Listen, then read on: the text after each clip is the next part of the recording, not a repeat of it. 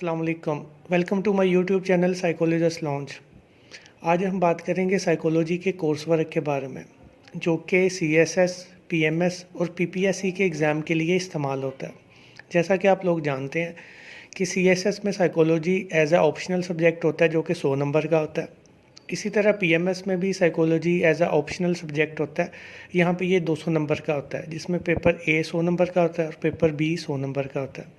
इसी तरह जो लेक्चरर साइकोलॉजी है या साइकोलॉजिस्ट की डिफरेंट जॉब्स होती हैं पीपीएससी के थ्रू, उसमें साइकोलॉजी का जो पोर्शन होता है वो अमूमन 80 और 20 के हिसाब से होता है। यानी कि उसमें जो 80% है वो सब्जेक्ट होगा और 20% है वो जीके होगा, यानी जनरल नॉलेज होगा। इसी तरह जो एनटीएस के ज़रिए साइकोलॉजी की रिक्रूटमेंट होती है, उसमें 50% यानी हाफ़ पोर्शन साइकोलॉजी का होता है और हाफ़ पोर्शन में जनरल नॉलेज, इंग्लिश, मैथ होता है। तो आज हम देखेंगे कि क्या कौन सा कोर्स वर्क है जो कि अमूमन इन तीनों के लिए इस्तेमाल हो सकता है, यानी कि मेन साइकोलॉजी का कोर्स वर्क क्या, कौन से ऐसे टॉपिक हैं जो इसमें शामिल हैं। अगर हम इसमें देखें तो जो पंजाब यूनिवर्सिटी का बीए, बीएससी का और एमए, एमएससी का कंबाइंड सिलेबस है वो इसमें यूज़ होता है। यानी कि एक स्टैंडर्ड ये है, क्योंकि अमूमन ये होता है कि जो बीएस लेवल है डिफरेंट यूनिवर्सिटीज़ की, उनकी आउटलाइन डिफरेंट होती हैं और कभी भी जो आउटलाइन है वो कंप्लीट पढ़ाई नहीं जाती, उसमें कुछ टॉपिक स्किप कर दिए जाते हैं या कुछ की प्रेजेंटेशन ले ली जाती है। तो वो अगर हम उसको एनुअल एग्ज़ाम के हिसाब से देखें तो जो पंजाब यूनिवर्सिटी का बीए, बीएससी और एमए, एमएससी का एनुअल सिलेबस है वो इन तमाम एग्ज़ाम के लिए इनफ होता है, यानी कि उसमें ये सारे के सारे टॉपिक कवर हो जाते हैं। अच्छा, जब हम इसमें देखते हैं तो इसमें सबसे पहले अगर हम बात करें कि कौन सा ये सारे एग्ज़ाम के लिए काफ़ी होगा, तो जो हिस्ट्री साइकोलॉजी है, यानी कि साइकोलॉजी कहाँ से स्टार्ट हुई, जिसमें एंशिएंट हिस्ट्री भी आ जाती है, ग्रीक हिस्ट्री आ जाती है, उसके बाद मिडल एज आ जाती है, और जब तक ये डेवलप हुई, यानी कि जब तक साइकोलॉजी की जो प्रॉपर डेफिनेशन है वो डेवलप हुई, उस तक तमाम हिस्ट्री। अच्छा, इसके बाद आ जाते हैं इसके डिफरेंट स्कूल ऑफ थाट्स, जिसमें फंक्शनलिज्म है, स्ट्रक्चरलिज्म है, साइको एनालिसिस है, बिहेवियरिज्म है, कॉग्निटिव स्कूल ऑफ थाट है, ठीक है, ह्यूमनिस्टिक स्कूल ऑफ थाट है। ये सारे के सारे स्कूल ऑफ थाट इसमें इस्तेमाल होंगे। इन पे नोट लिखना भी आ सकता है या इनके बारे में पूछा जा सकता है। इसमें जो सबसे अहम है वो है साइको एनालिसिस और उसके दूसरे नंबर पे आ जाता है बिहेवियरिज्म। सबसे ज़्यादा क्वेश्चन, ये जो सबसे ज़्यादा फ्रीक्वेंटली पूछे जाने वाले ये दो स्कूल ऑफ थाट होते हैं, ठीक है, क्योंकि इनमें एक से ज़्यादा चीज़ें हैं। अमूमन इसकी किसी एक चीज़ पे नोट लिखना भी आ सकता है, यानी कि बिहेवियरल टेक्निक्स पे या बिहेवियरिज्म में जो डिफरेंट एन पेवलो के एक्सपेरिमेंट हैं या बीएफ स्किनर के एक्सपेरिमेंट है या क्लासिकल कंडीशनिंग है, ठीक है, या जेबी वाटसन के जो एक्सपेरिमेंट है उन एक के बारे में भी नोट लिखा आ सकता है। इसी तरह फ्राइड के जैसे उसकी डिफरेंट थ्योरीज हैं, उसकी पर्सनैलिटी, स्ट्रक्चर ऑफ पर्सनैलिटी है, इसी तरह स्ट्रक्चर ऑफ माइंड है, या उसकी जो सेक्सुअल स्टेजेस हैं, ठीक है, उन सब के बारे में किसी एक के बारे में नोट लिखना भी आ सकता है। तो ये सारे के सारे स्कूल ऑफ थाट उसमें इंक्लूड होते हैं। उसके बाद नंबर 2 पे आ जाती है रिसर्च।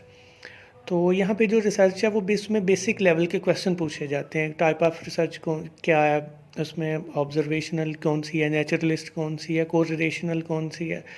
अच्छा, अमूमन हम साइकोलॉजी में कौन सी यूज़ करते हैं। इसी तरह एक्सपेरिमेंटल डिज़ाइन क्या, जो कि सबसे ज़्यादा पूछा जाने वाला ये होता है कि एक्सपेरिमेंटल डिज़ाइन क्या है। इसी तरह डिफरेंट उसकी पूछ लेते हैं कि उसकी जो भी हम स्केल वगैरह डेवलप है वो कैसे करते हैं, रिसर्च कैसे डेवलप करते हैं, सर्वेज़ कैसे होते हैं, या उसके अलावा जो इंटरव्यू मेथड है वो क्या होता है, किस तरह के उसमें क्वेश्चन पूछे जाते हैं। इसके बाद तीसरे नंबर पे आ जाता है कि जो बायोलॉजिकल बेसिस है, यानी कि जो साइकोलॉजी में जो बायोलॉजी का पोर्शन है उसके बारे में, उसमें आ जाता है, उसमें ब्रेन, स्पाइनल कॉर्ड आ जाती है, नर्वस सिस्टम के बारे में आ जाता है, जो कि बहुत अहम क्वेश्चन है और ये अक्सर पूछा जाता है नर्वस सिस्टम के बारे में, और ब्रेन के डिफरेंट पार्ट्स कौन कौन सी एक्टिविटी करते हैं, ठीक है। इसके बाद आ जाता है एंडोक्राइन सिस्टम, ये भी क्वेश्चन अक्सर रिपीट हो जाता है। अच्छा, इसके बाद आ जाती है लर्निंग एंड मेमोरी के बारे में, यानी कि जो लर्निंग की डिफरेंट थ्योरीज हैं कि हम लर्न कैसे करते हैं, ऑब्जर्वेशनल लर्निंग है, ट्रायल एंड एरर है, ठीक है, उसके बाय मॉडलिंग है, ये सारी के सारी इसमें थ्योरीज आ जाती हैं, लर्निंग है।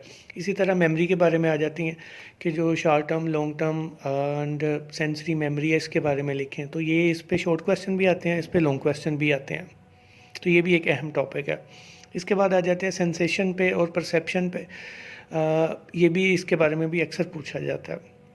इसके अलावा आ जाता है इंटेलिजेंस कि ये बहुत अहम टॉपिक है। ये एक से मतलब ये रिपीट होता है और ये डिफरेंट फॉर्म में रिपीट होता है, यानी कि इंटेलिजेंस थ्योरीज़ के बारे में भी पूछ सकते हैं। ठीक है, इंटेलिजेंस को कैसे बढ़ाया जा सकता है, या अभी जो लेटेस्ट चल रहा होता है कि वो आर्टिफिशियल इंटेलिजेंस क्या होती है। इसके अलावा इंटेलिजेंस टेस्टिंग के बारे में भी पूछ लेते हैं कि जो इंटेलिजेंस टेस्टिंग है वो क्या है। इसी तरह इसमें आईक्यू का भी आ जाता है कि मेंटल एज क्या होती है, या जो मेंटल एज के बारे में पूछ लेते हैं। ठीक है, इसके बाद फिज़िकल एज है उसके बारे में पूछ लेते हैं, और ये पूछ लेते हैं कि इसमें से आईक्यू कैसे फाइंड करते हैं। अच्छा, एक और बहुत अहम है जो वो पर्सनैलिटी थ्योरीज़ है।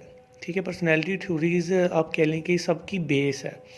अब इसका जो मैक्सिमम पोर्शन ऑफ उसमें क्वेश्चन का वो पर्सनैलिटी से रिलेटेड पूछा जाता है। ठीक है, एमसीक्यूज़ में भी और शॉर्ट क्वेश्चन में भी, लॉन्ग क्वेश्चन में भी। अच्छा, पर्सनैलिटी थ्योरीज़ में जैसे कि जो मोस्ट फेमस है वो फ्राइड की है। ठीक है, इसके अलावा कार्ल यूंग की भी है, एडलर की है, इसके अलावा एरिक्सन की थ्योरी है इसके बारे में। ठीक है, अगर हम बात करें कॉग्निटिव थ्योरीज़ की तो वो जीन पियाजे की एक फेमस थ्योरी है। ठीक है, इसी तरह ये सारी के सारे पूछे जाते हैं कि पर्सनैलिटी फैक्टर क्या होती है, किस तरह डेवलप होती है। इसमें डायरेक्ट किसी एक पर्सनैलिटी पे नोट भी आ सकता है, या दो पर्सनैलिटी को आपस में कंपेयर करना भी बता सकते हैं। ठीक है, इसके अलावा इसके बाद आ जाती है अब नॉर्मल साइकोलॉजी। ठीक है, जिसमें दोनों चीज़ें आ जाती हैं। डायग्नोज आ जाता है जिसमें डिफरेंट डिसऑर्डर्स आते हैं कि कोई भी डिसऑर्डर जैसे डिप्रेशन, एंजाइटी, शिज़ोफ्रेनिया, तो उसको डायग्नोज कैसे करते हैं, उसकी कौन कौन सी सिम्टम है।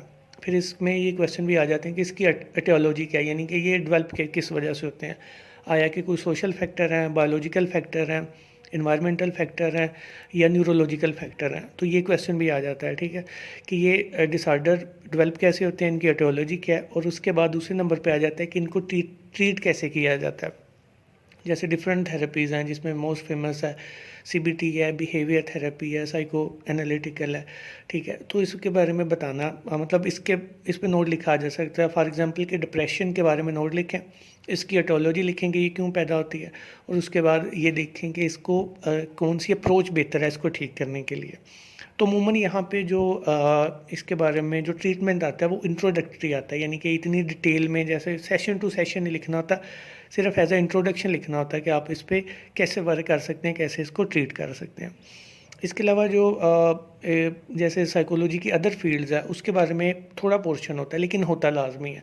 For example health psychology, health psychology के बारे में क्वेश्चन आ सकता है। स्ट्रेस के बारे में क्वेश्चन आ सकता है, स्ट्रेस क्या होती है, हेल्दी स्ट्रेस कौन सी है, स्ट्रेस के जो बायोलॉजिकल फैक्टर वो कौन कौन से हैं।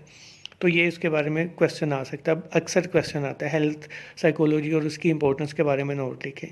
और अभी जो रिसेंटली जैसे एक नई ब्रांच आई साइकोलॉजी की, निस्बतन नई ब्रांच है पॉजिटिव साइकोलॉजी, उसके बारे में भी कोई क्वेश्चन आ सकते हैं कि वो क्या होती है या वो किस पे फोकस करती है। क्योंकि अमूमन जो पॉजिटिव साइकोलॉजी है वो नेगेटिविटी या अबनॉर्मलिटी की बजाय जो पॉजिटिव ट्रेड्स हैं उन पे ज़्यादा फोकस करती है, तो उस पर भी क्वेश्चन आ सकते हैं।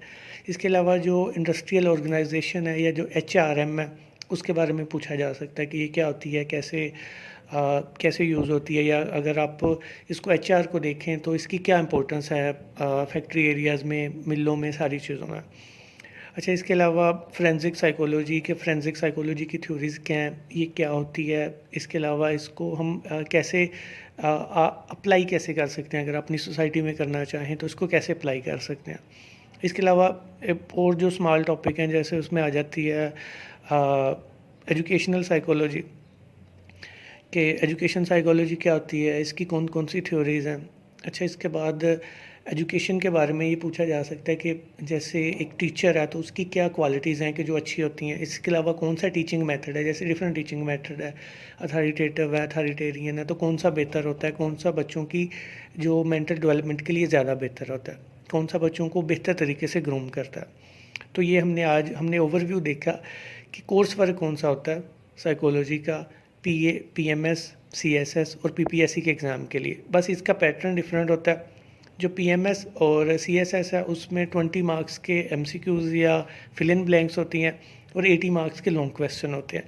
जबकि जो PPSC के एग्ज़ाम होते हैं उसमें टोटल MCQs होते हैं, 100 MCQs होते हैं उसमें से 80 सब्जेक्ट के होते हैं, 20 जनरल नॉलेज के होते हैं, और उसको आपने अटैम्प्ट करना होता है और उसकी नेगेटिव मार्किंग भी होती है। आज की वीडियो के लिए इतना ही। आज हमने सिर्फ एक इंट्रोडक्शन देखा कि कौन सा कोर्स वर्क इसमें शामिल होता है, क्या इसकी आउटलाइन है। नेक्स्ट आने वाली वीडियो में हम बताएंगे कि क्यों हम जो भी इसकी आउटलाइन है इसको 1 बाय 1 इसको डील करेंगे। तो आप कुछ वीडियो पसंद आए तो आप इसको लाइक करें, दोस्तों के साथ शेयर करें, और मज़ीद अच्छी वीडियोस देखने के लिए चैनल को विज़िट करते रहें।